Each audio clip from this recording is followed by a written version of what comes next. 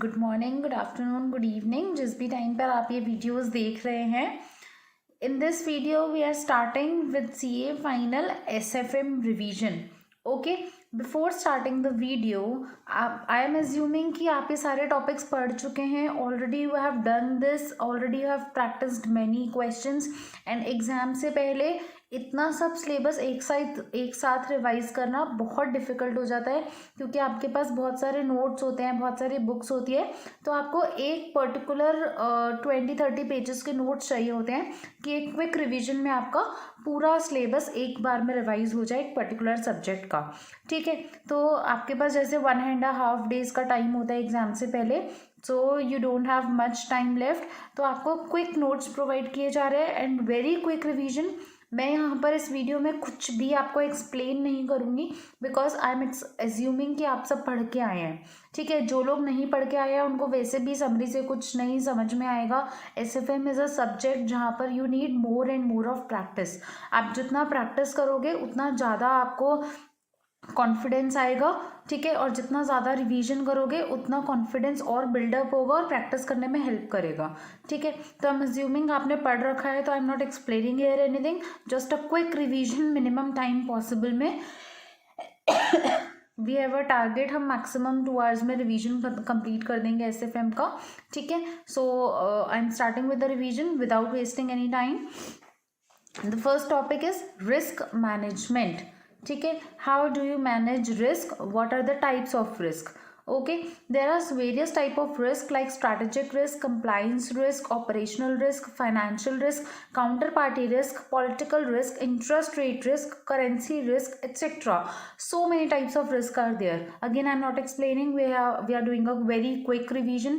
Short में जहाँ पे necessary होगा, जहाँ मुझे लगेगा कि आपका शायद पहले skip हो गया हो या आपको कुछ बताना ज़रूरी है या उस पर्टिकुलर चीज़ को explain करना ज़रूरी है, वहाँ पर I'll do. Okay.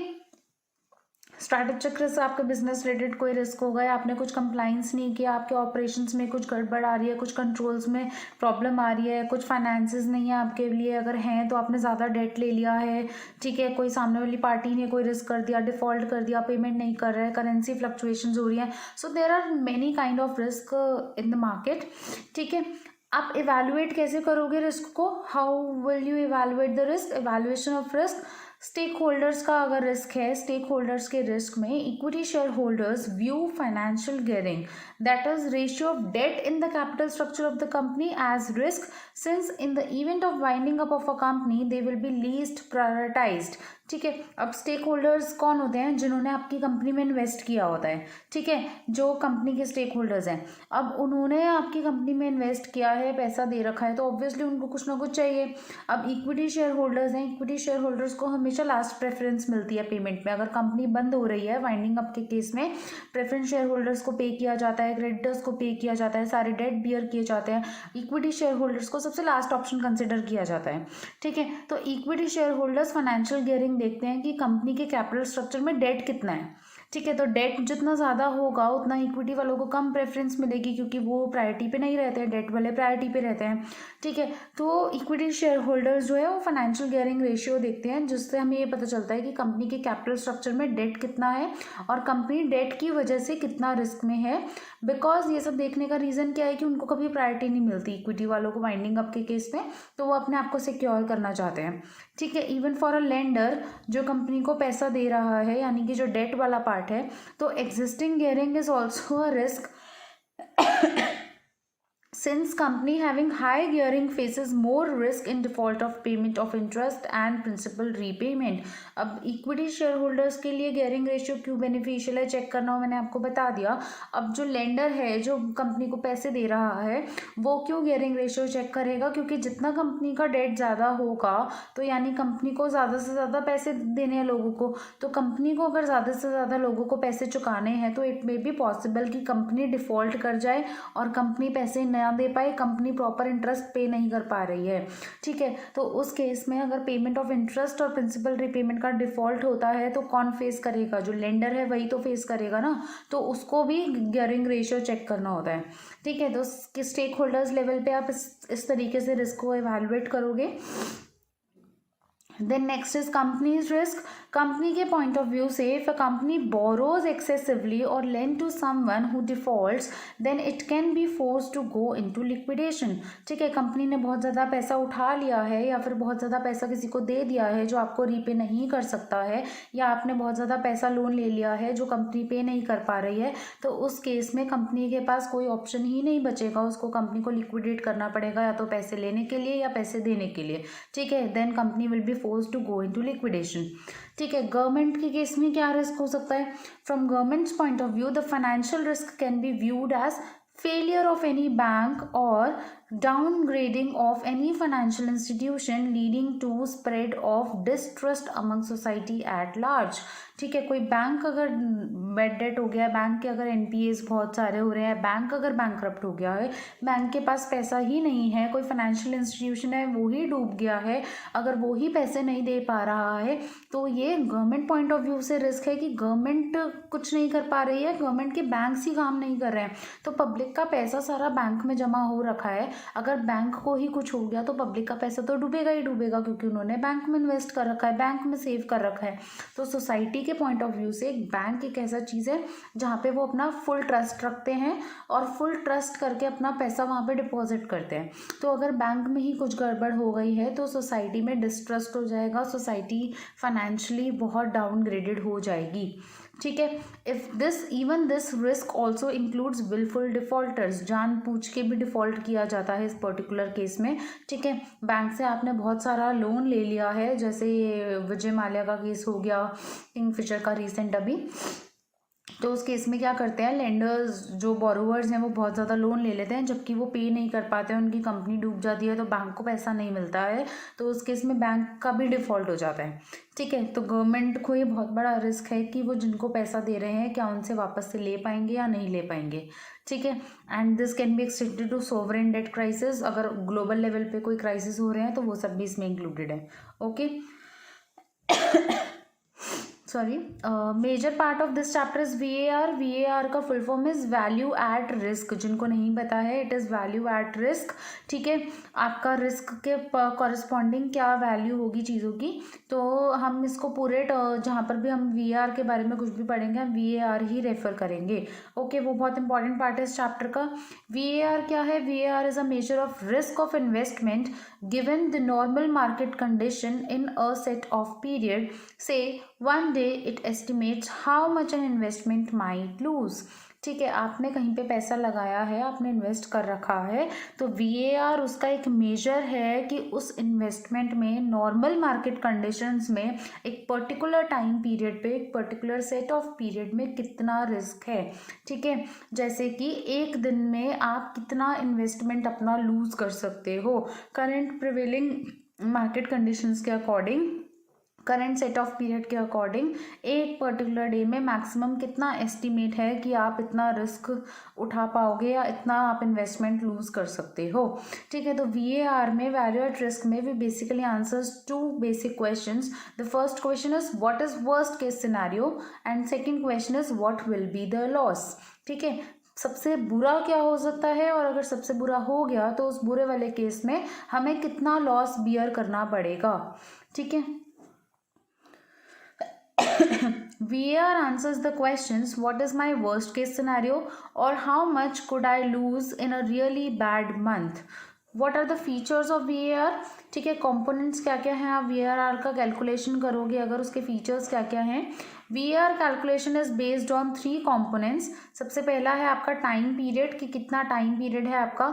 Second is आपका कॉन्फिडेंस लेवल, जनरली 95% या 99% कॉन्फिडेंस लेवल होता है। And third is loss in percentage और इन अमाउंट, आपको कितना एक्चुअली लॉस हुआ है, या तो परसेंटेज बेसिस पे कितना लॉस हुआ है या फिर अमाउंट आपका एग्जैक्ट कितना है जितने का आपको लॉस हुआ है। ठीक है, प्रोबेबिलिटी क्या होता है? Probability is assuming the values. ठीक है, are normally attributed, probability of maximum loss can be predicted. आप एक वैल्यू अज्यूम करते हो, प्रोबेबिलिटी निकालते हो कि क्या प्रोबेबल टर्म्स हैं कि आपका इतना प्रोबेबल लॉस हो जाएगा। एक्चुअल अमाउंट ऑब्वियसली आप नहीं निकाल सकते हो, एक्चुअल कोई भी नहीं निकाल सकता, आप अज्यूम करते हो कि वर्स्ट कंडीशंस में कितना आपको लॉस हो सकता है। तो प्रोबेबिलिटीज़ कि आप अज्यूम कर रहे हो कि ये वैल्यू आएगी, मैक्सिमम लॉस जो आप प्रिडिक्ट कर रहे हो कि मे बी ये लॉस हो सकता है। ठीक है, then time horizon, VAR can be applied for different time horizons, say 1 day, 1 week, 1 month और सो ऑन। ठीक है, VAR क्या करता है, टाइम होराइजन जो इसका कंपोनेंट है उसमें आप क्या देखते हो कि डिफरेंट टाइम होराइजन्स की कैलकुलेशन करते हो कि 1 डे में क्या हो सकता है, 1 वीक में क्या हो सकता है, 1 मंथ में क्या हो सकता है, एंड सो ऑन। ठीक है, अकॉर्डिंगली आप कैलकुलेशन करोगे। What do you mean by Z score?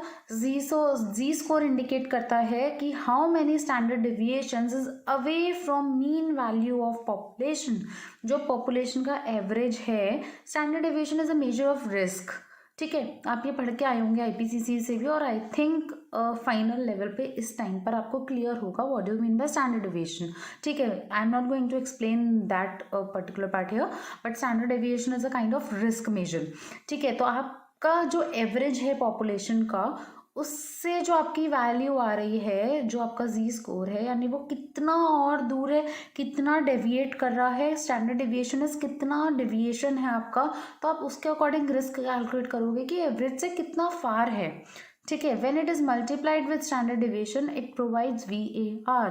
जो आपका जी स्कोर है वो आपका मीन से कितना दूर है आपका। ठीक है, स्टैंडर्ड डेविएशन आपका मीन से कितना दूर है वो डिस्टेंस कैलकुलेट होता है, तो उसको जब आप स्टैंडर्ड डेविएशन से मल्टीप्लाई करोगे तो आपका अमाउंट जो आएगा वो आएगा VAR। Okay, value at risk. Statistical method it is a type of statistical tool based on standard deviation. ठीक है, एक स्टैटिस्टिकल आप कुछ भी टूल यूज़ कर रहे हो, स्टैट्स फॉर्मूला अप्लाई करके, उसको हम स्टेटिस्टिकल मेथड बोलते हैं। What do you mean by control risk? Control risk can be controlled by selling limits for maximum loss। आपका जो मैक्सिमम लॉस होने वाला है, आप उसके लिए एक लिमिट सेट कर रहे हो कि हम इतना ही सेल करेंगे, इतना ही प्रोड्यूस करेंगे, इतना ही करेंगे, सो दैट हमारा जो रिस्क है वो बहुत मिनिमम लेवल पे रहे। ठीक है, तो basically you are controlling the risk, you are controlling कि हमारा आउटकम क्या हो रहा है। ठीक है, तो जब आप उसको कंट्रोल कर रहे हो तो उसको कंट्रोल रिस्क बोलेंगे कि कंट्रोल आप ठीक से नहीं कर पाए या कंट्रोलिंग में कुछ भी गड़बड़ हो गई। अभी जो हमने पूरा पढ़ा ऊपर से, तो उससे हमारे पास क्या फॉर्मूला आता है, फॉर्मूला हमारे पास आ गया VAR, T डेज आप जितने भी टाइम का कैलकुलेट करो is equal to standard deviation उतने ही दिनों का इंटू जी स्कोर। हमने पढ़ा ना, जी स्कोर को जब हम मल्टीप्लाई करेंगे SD से तो हमारे पास VAR आ जाएगा। ठीक है, अब स्टैंडर्ड डेविएशन आपका T डेज का कैसे निकलेगा, is equal to standard deviation 1 day का इनटू में स्क्वायर रूट ऑफ जितने भी आपके डेज हैं। ठीक है, VAR T डेज क्या हो गया आपका, VAR T डेज अगर आप स्टैंडर्ड डेविएशन T डेज का आप रिप्लेस करोगे ऊपर वाले फॉर्मूले से, तो आपका SD 1 डे इंटू रूट में T डेज इंटू में जी स्कोर। ठीक है, तो ये आपका आ गया VAR T डेज। तो 1 डे का VAR इंटू में T डेज, ये आपने कहाँ से रिप्लेस किया, ये आपने SD इंटू जी स्कोर, 1 डे का SD इंटू जी स्कोर को आपका VAR 1 डे का हो गया ऊपर के फॉर्मूले के अकॉर्डिंग, SD इंटू जी स्कोर। T डेज का जो SD होता है उसको अगर आप जी स्कोर से मल्टीप्लाई करोगे तो T डेज का VAR आ जाएगा। तो SD अगर 1 डे का है इंटू में जी स्कोर कर रहे हो तो VAR भी 1 डे का आ जाएगा। तो 1 डे का VAR इंटू में T डेज का root is equal to VAR T days. मतलब बेसिकली क्वेश्चन में आपका ये डेटा भी, फर्स्ट डेटा भी गिवन हो सकता है, सेकंड भी हो सकता है, थर्ड भी डेज दिया हो सकता है, जो भी वैल्यूज आपको गिवन है उसके अकॉर्डिंग आपको फॉर्मूला यूज करके पुटअप करना है। ठीक है, एंड ये चीज़ आपको कैसे पता चलेगी, with more and more practice. Questions का प्रैक्टिस बहुत नेसेसरी है। यहाँ पे आपने फॉर्मूला सुन लिया, रिवीजन क्यों नेसेसरी होती है, बिकॉज आपके दिमाग में बैठ गया कि ऐसा कुछ फॉर्मूला है, आपको समझ में आ गया। ठीक है, जी स्कोर क्या होता है, क्या आप कैलकुलेट करते हो जी स्कोर में, क्या स्टैंडर्ड डेविएशन है, फॉर्मूला क्या है, VAR कैसे निकलेगा, क्या 2-3 टाइप के फॉर्मूले हैं, बट आपको पेपर में याद नहीं आएगा बिकॉज आपने प्रैक्टिस नहीं किया है। आप रिवीजन कर लोगे, आपको फॉर्मूला याद रहेगा, बट आप प्रैक्टिकली कैसे करोगे। तो फॉर्मूला रिवीजन से लर्न करो, और प्रैक्टिस के लिए कि पेपर में हाथ चले उसके लिए आपको क्वेश्चंस प्रैक्टिस करना होगा। ओके।